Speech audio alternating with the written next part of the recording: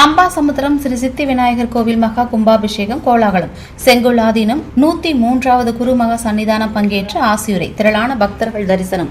திருநெல்வேலி மாவட்டம் அம்பாசமுத்திரத்தில் அமைந்துள்ள அருள்மிகு ஸ்ரீ சித்தி விநாயகர் திருக்கோவிலில் மகா கும்பாபிஷேக விழா வெகு விமர்சையாக நடைபெற்றது. விழாவையொட்டி கோவில் கோபுர கலசங்களுக்கு புனித நீர் ஊற்றி சிறப்பு பூஜைகள் மற்றும் வழிபாடுகள் நடைபெற்றன.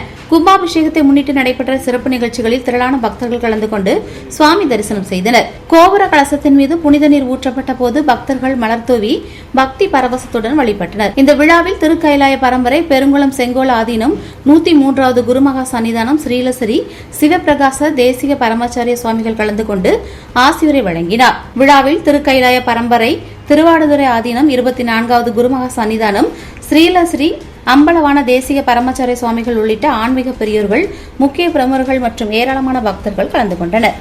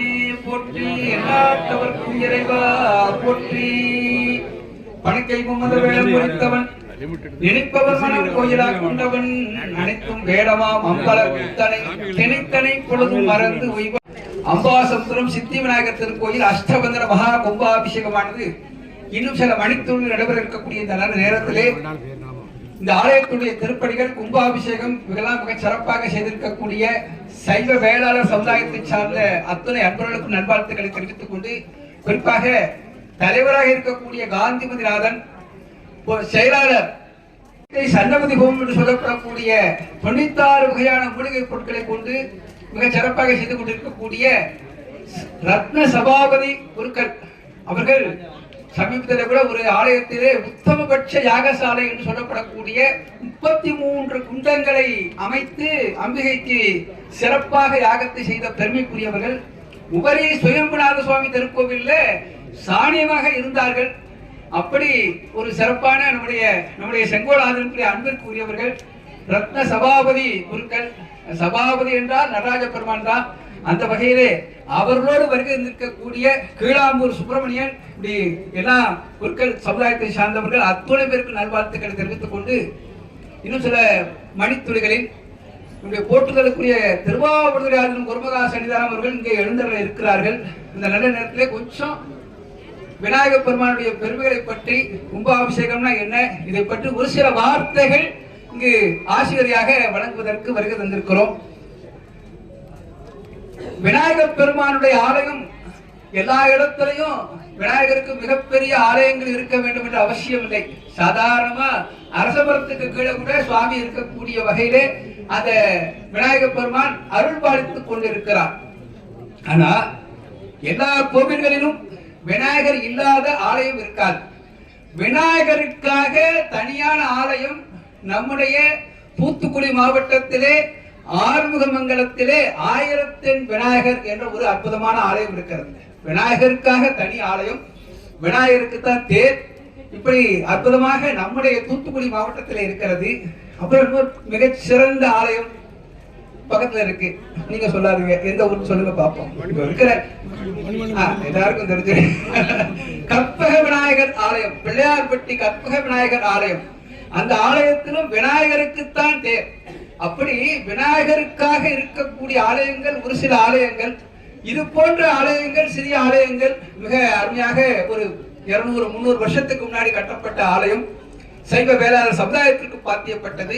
மிக அற்புதமாக இந்த ஆலயத்துடைய திருப்பணிகள் செய்யப்பட்டிருக்கிறது என்றால் இந்த கும்பாபிஷேகத்திலே கலந்து கொள்கின்ற போது விநாயகப் பெருமானை வணங்கினால் தடைகள் இல்லாமல் நம்முடைய வாழ்க்கையிலே வெற்றி கிடைக்கும் என்பது ஐதீகம். ஏனென்றால் முப்புறம் எரி செய்த அச்சிவன் உரைரதம் அச்சது படி செய்த அதிதீரா சிவபெருமான் முப்புறங்களையும் எரி செய்வதற்காக சம்ஹாரம் செய்வதற்காக மிகப்பெரிய தேரிலே ஏற அப்படி எடுத்து காலை எடுத்து வைக்கிறார். வைக்கிற போது அச்சு முறிந்து விடுகிறது. ஏனென்று கேட்டால் சிவபெருமான் வேற இல்ல, விநாயகப் பெருமான் வேற இல்ல. இருந்தாலும் இந்த ஐதீகம் இந்த மரபு மாறக்கூடாது என்பதற்காக சுவாமி ஒரு திருவிளையாடல் விநாயகரை வணங்க வேண்டும் என்று காட்டியிருக்கிறார். என்றால் நாமும் எந்த ஒரு காரியமாக இருந்தாலும் சரி, அது சுபகாரியமாக இருந்தாலும் சரி, எந்த விஷயமாக இருந்தாலும் விநாயகரை வணங்கிவிட்டு அதுக்கப்புறம் குருவை வணங்க வேண்டும் என்று நம்முடைய சாஸ்திரங்கள் கூறுகிறது. அதனால தெளிவு குருவின் திருமேனி காண்டல், தெளிவு குருவின் திரு வார்த்தை கேட்டல், தெளிவு குருவின் திரு நாமம் செப்பல், தெளிவு குரு சிந்தித்தல் தானே.